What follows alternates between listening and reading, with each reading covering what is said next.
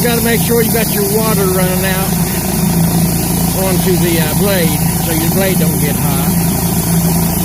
And if you go too fast with these, they'll bog down a little bit, so you can tell when you're going too fast or the blade's getting dull. You probably have to take another one off of this to make it get really good.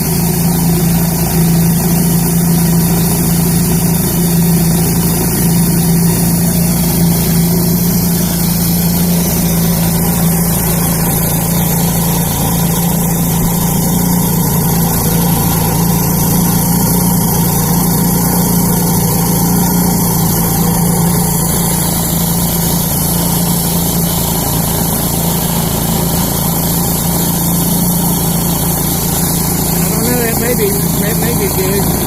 See how it comes out.